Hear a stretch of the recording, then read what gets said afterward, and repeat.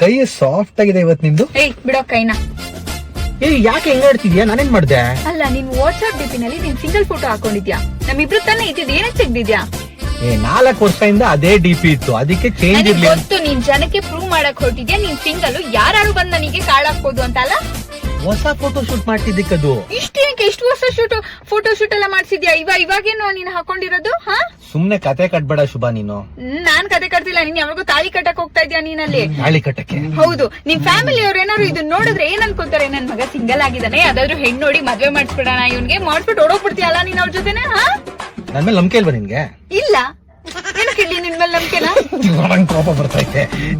ನಾನ್ DP change ಮಾಡಲ್ಲ. DP change ಮಾಡಲ್ಲ ನೀನು? ಎಷ್ಟ್ ಸಕ್ಕದಾಗಿದೆ ಫೋಟೋ ಶೂಟ್, ಎಷ್ಟ್ ಸಕ್ಕದಾಗಿ ಕಾಣಿಸ್ತಿದ್ದೀನಿ ಅದ್ರಲ್ಲಿ. ಸ್ವಲ್ಪ ದಿನ ಹಾಗಾದ್ರೆ ನೀನು ಸಕ್ಕದಾಗಿ ಕಾಣ್ಬೇಕು. ನಾನು ಹೆಂಗಾದ್ರೂ ಹೋದ್ರೂ ಪರವಾಗಿಲ್ಲ, ನನಗೆ ಗೊತ್ತಿಲ್ಲ. ನೀನ್ ಡಿಪಿ ಚೇಂಜ್ ಮಾಡ್ಲೇಬೇಕು ಇವಾಗ. ಬಾ, ಇಲ್ಲಾಂದ್ರೆ ನಾನೇ ಹೊಸ ಸೆಲ್ಫಿ ತಗೊಂತೀನಿ. ಬಾ, ಹೊಸತಿಗೆ.